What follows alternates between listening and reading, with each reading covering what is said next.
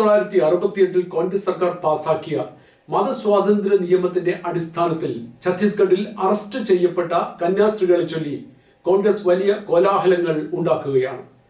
കാലം കുറച്ച് പുറകോട്ട് പോകണം.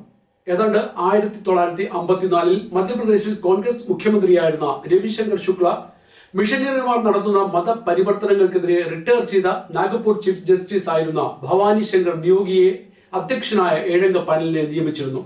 സംസ്ഥാനത്തിന്റെ വിവിധ ഭാഗങ്ങളിൽ നടക്കുന്ന മിഷണറി പ്രവർത്തനങ്ങളെ കുറിച്ചുള്ള പഠനമായിരുന്നു അതിന്റെ ലക്ഷ്യം. അതിൽ അധ്യക്ഷനായ ഭവാനി ശങ്കർ നിയോഗിയെ കൂടാതെ MP Gyan Shyam Singh Gupta, SK George, Bhanu Pratap Singh, Ratwal Malwa തുടങ്ങിയവർ അംഗങ്ങളായിരുന്നു. അവർ നിർദ്ദിഷ്ട സ്ഥലങ്ങളിലെ ആശുപത്രികൾ, സ്കൂളുകൾ, പള്ളികൾ, വിവിധ സ്ഥാപനങ്ങൾ തുടങ്ങിയവ സന്ദർശിക്കുകയും ഏതാണ്ട് 11,360 പേരോട് സംവദിക്കുകയും 700 ജില്ലകളിലെ ജനങ്ങളുമായി അഭിമുഖം നടത്തുകയും ചെയ്തു. 375 പേരിൽ നിന്നും കൈപ്പടയിൽ വിവരങ്ങൾ ശേഖരിക്കുകയും കൂടാതെ കമ്മീഷൻ തയ്യാറാക്കിയ ചോദ്യാവലിയിൽ 385 പേർ അവരുടെ അഭിപ്രായം പൂരിപ്പിച്ച് നൽകുകയും ചെയ്തു. ഇതിൽ നിന്ന് കമ്മീഷൻ മനസ്സിലായത് സ്കൂളുകളും ആശുപത്രികളും മറ്റ് ബന്ധപ്പെട്ട സ്ഥാപനങ്ങൾ എന്നിവിടങ്ങളിൽ മിഷനറിമാർ വൻതോതിൽ മതമാറ്റം നടത്തുന്നുണ്ട് എന്നും സാമ്പത്തികപരമായും ആളുകളെ വഞ്ചിച്ചും മതപരിവർത്തനം നടക്കുന്നുവെന്നുമാണ്. ഇതിൻ പ്രകാരം നിയോഗിച്ച കമ്മിറ്റി പ്രധാനമായും 7 നിർദ്ദേശങ്ങളാണ് നൽകിയത്. 1. മതപരിവർത്തനം ലക്ഷ്യമാക്കി പ്രവർത്തിക്കുന്ന മിഷനറിമാർ അതിൽ നിന്നും പിന്തിരിയണം. വൈദേശിക മിഷനറിമാരുടെ വരവ് നിയന്ത്രിക്കണം. 2.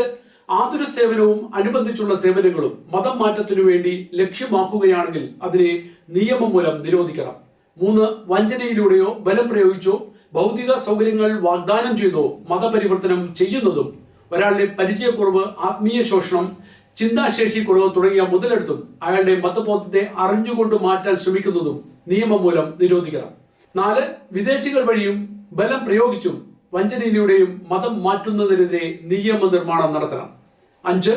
നിയമവിരുദ്ധമായ മതപരിവർത്തനത്തിനെതിരെ കടുത്ത നിയമ നടപടികൾ കൈക്കൊള്ളണം. 6. ആശുപത്രിയിൽ സേവനമനുഷ്ഠിക്കുന്ന ഡോക്ടർമാരും നഴ്സുമാരും അവരുടെ സർവീസ് കാലയളവിൽ മതപരിവർത്തനവുമായി ബന്ധപ്പെടാത്ത രീതിയിൽ അവരുടെ രജിസ്ട്രേഷനിൽ മാറ്റങ്ങൾ വരുത്തണം.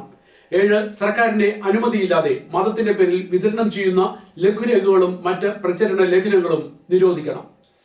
കമ്മീഷന്റെ ഈ നിർദ്ദേശങ്ങളുടെ അടിസ്ഥാനത്തിലാണ് മതസ്വാതന്ത്ര്യ നിയമം പ്രാബല്യത്തിലാകുന്നത്. ആ നിയമത്തിന്റെ അടിസ്ഥാനത്തിൽ തന്നെയാണ് കന്യാസ്ത്രീകൾ ഛത്തീസ്ഗഡിൽ ഇപ്പോൾ അറസ്റ്റ് ചെയ്യപ്പെട്ടത്. കോടതി അവരുടെ കേസ് പരിഗണിക്കുന്നത് തെളിവുകളുടെ അടിസ്ഥാനത്തിലാണ്. കോടതിയിലാണ് ഒരാൾ കുറ്റക്കാരൻ ആണോ അല്ലയോ എന്ന് നിയമങ്ങളുടെ വിശകലനാടിസ്ഥാനത്തിൽ നിർണയിക്കുന്നത്. നിയമം ഉണ്ടാക്കുവാൻ പഠനം നടത്തുകയും നിയമം കൊണ്ടുവരികയും അത് പ്രാബല്യത്തിലാക്കുകയും ചെയ്ത കോൺഗ്രസുകാരൻ തന്നെ ആ നിയമത്തിനെതിരെ തെരുവിൽ പ്രകടനം നടത്തുന്നത് വില കുറഞ്ഞ രാഷ്ട്രീയ ലക്ഷ്യം മുന്നിൽ കണ്ടാണ്.